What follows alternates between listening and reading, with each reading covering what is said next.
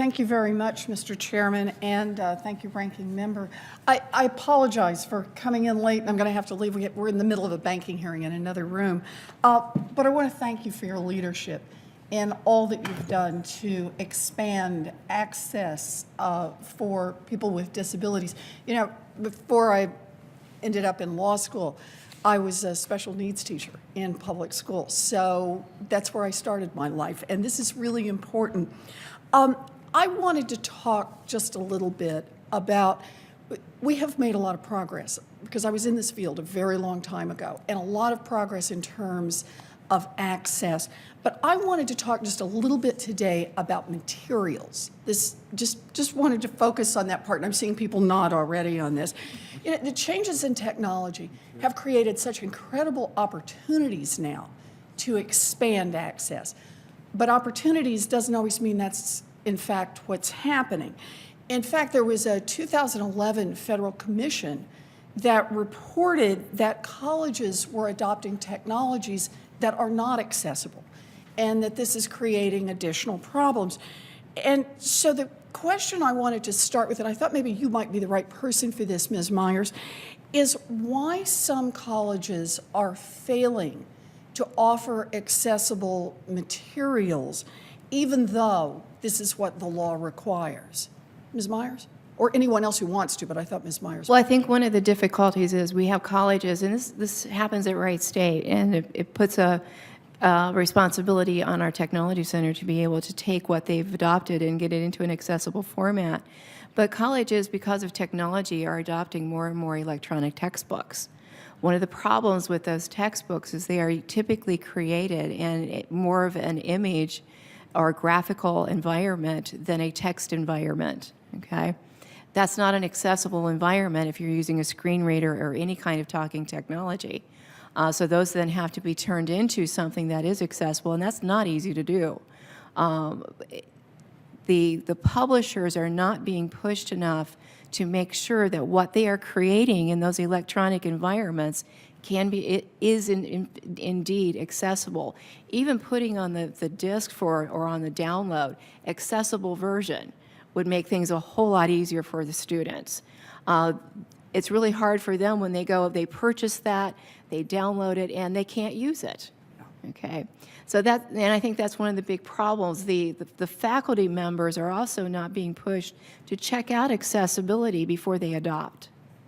To make sure that what they are adopting is indeed accessible, particularly if they're using something electronic or if they're using some kind of software program within their teaching as well, to make sure that that is going to be accessible. But I think, you know, kind of there's a two-way street here. Faculty making sure that what they're adopting is accessible, but publishers making sure that what they're putting out there is accessible.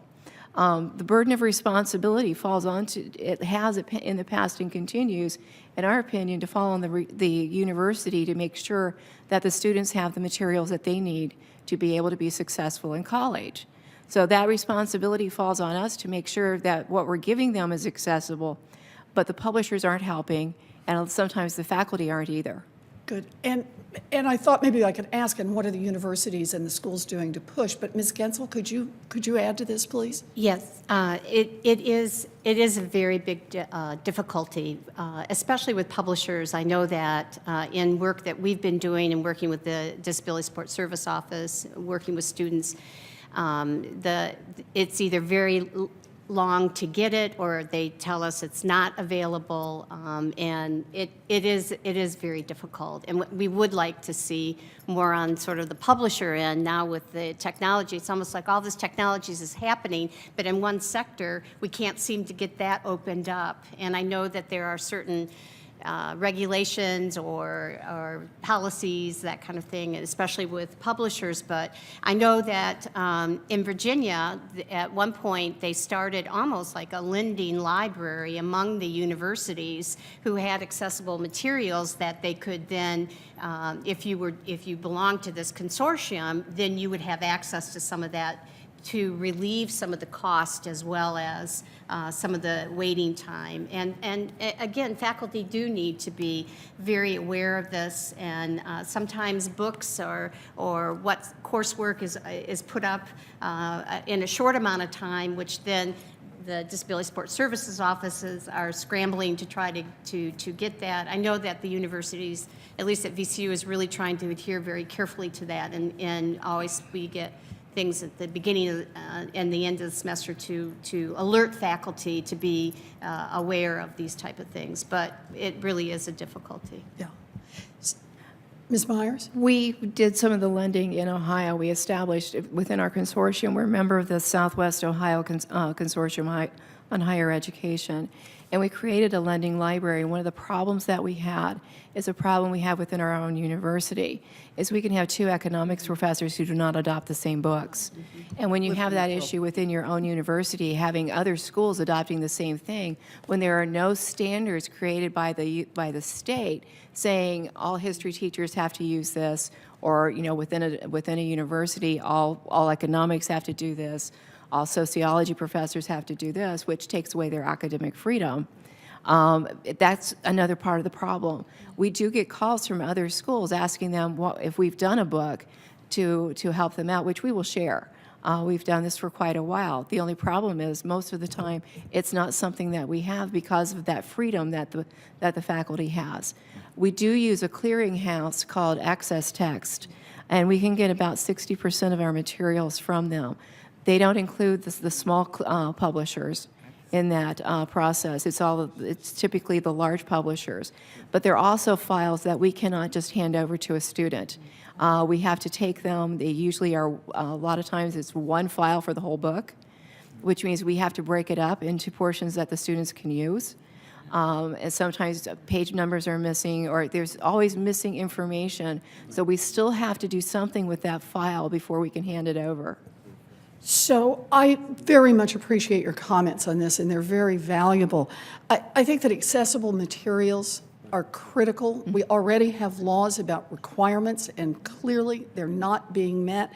So today, Senator Hatch and I are introducing legislation to establish guidelines, to ask an independent agency to develop guidelines so that we will have some guidelines for what kinds of accessible materials we need.